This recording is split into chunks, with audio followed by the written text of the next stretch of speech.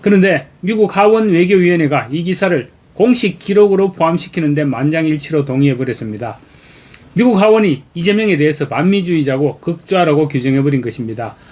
청문회에서 데럴 아이사 하원 의원은 외교위원회 위원장에게 한국이 미국의 등을 돌리고 강한 좌회전을 한다라는 제목의 월스트리트 저널 기사가 보도됐는데 이 기사가 공식 기록에 포함될 수 있도록 만장일치 동의를 요청합니다 라고 제안했고 위원장이 그렇게 하도록 하겠다라고 밝혔습니다.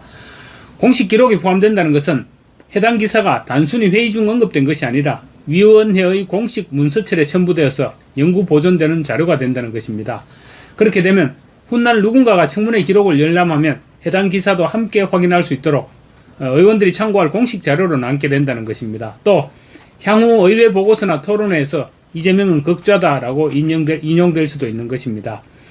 물론 공식 기록에 포함된다고 해서 미국 정부가 그 기사의 내용을 사실로 인정했다는 말은 아닙니다. 또 결의안이 통과된 것처럼 그런 효력을 발휘한다거나 미국 정부가 한국의 극좌 정부를 규탄했다 이런 말도 아닙니다. 그렇지만 정치적으로는 상당한 의미가 있습니다.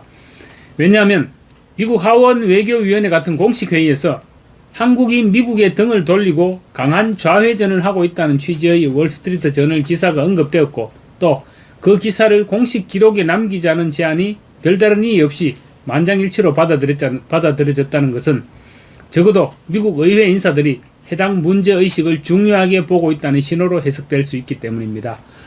미국 하원 외교위원회 회의에서 해당 기사가 공식 기록물로 편입됐으며 미국 의회가 한국 좌파 정부의 외교 안보 노선 변화에 상당한 관심을 보이고 있음을 보여주는 그런 장면이었습니다. 캘리포니아 출신인 데럴 아이사 의원은 한미동맹을 매우 중요하게 보는 공화당 주류 외교 안보 노선에 가까운 사람입니다. 공화당 내에서도 상당히 보수적인 외교 안보 노선을 가진 인물로 평가받고 있습니다. 한국 보수 정치인들과의 면담에서도 한미동맹의 중요성을 거듭 강조했고 또 북한과 중국 견제를 위해 한국과 미국의 전략적 협력이 필요하다는 입장을 보여왔습니다. 최근 아이사의 한국 관련 발언 대부분은 한국이 중국 쪽으로 기울고 있다는 우려에 집중되어 있습니다. 이날 하원 외교위원회 청문회에서 그는 한국 민주주의가 강하게 좌회전하고 있으며 중국으로 가는 길을 열어주고 있다는 취지의 발언을 했습니다. 그가 월스트리트 저널 칼럼을 공식 기록에 넣자고 요청한 것도 같은 맥락으로 분석됩니다.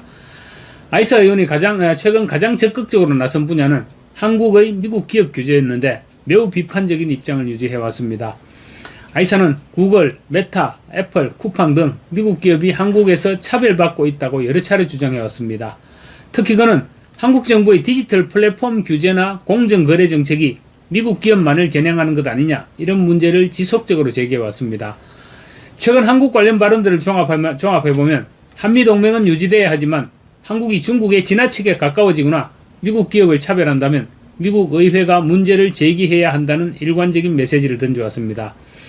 따라서 이번 외교위원회 발언도 갑자기 나온 것이 아니라 최근 몇 달 동안 그가 계속해서 제기해온 한국의 좌경화, 친중화 우려와 미국 기업에 대한 차별 문제의 연장선상에서 이해하는 것이 가장 정확할 것이란 분석입니다. 이날 외교위원회 청문회에서는 특히 마코 루비오 미 국무장관이 출석해서 한국과 관련한 중요한 발언을 내놓았습니다.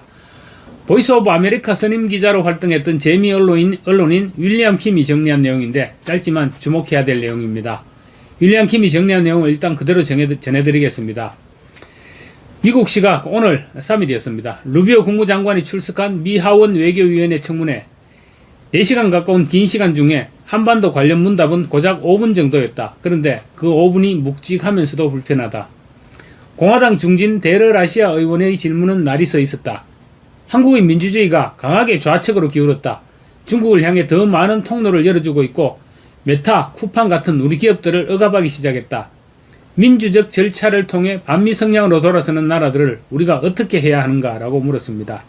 쉽게 말하자면 루비오 장관에게 한국을 어떻게 할 것이냐 이렇게 물었던 것입니다.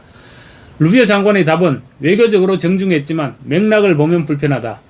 그는 지금의 일본처럼 미국 국익에 더 우호적인 지도자를 뽑기도 하고 때로는 다른 관점의 지도자를 뽑기도 한다. 우리는 그런 주권적 선택을 존중한다라고 말했습니다. 표면만 보면 상호주의를 강조하는 말 같다. 하지만 루비오는 한국을 일본과 나란히 놓은 것이 아니라 일본과 대비시켰다. 루비오는 또한 서방부에서도 자주 보는 일이라고 지적했다.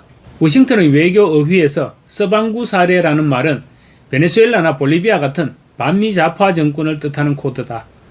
국무장관이 공개 청문회에서 동맹국을 그 범주에 넣어 답했다는 것은 결코 가볍게 흘려들을 수 없는 프레이밍이다. 더 눈에 밟히는 것은 단어 선택이다. 루비오는 우리가 그 정부를 전복하거나 제거하기를 원한다는 뜻은 아니다 라고 했다. 아이사 의원의 도발적 질문에 대한 적답이기에 동맹에 대한 최소한의 보정으로 볼 수 있겠지만 국무장관이 동맹국을 언급하면서 정권 전복은 원치 않는다는 문장을 입에 올리는 것 자체가 한국 입장에서는 불편한 장면이다.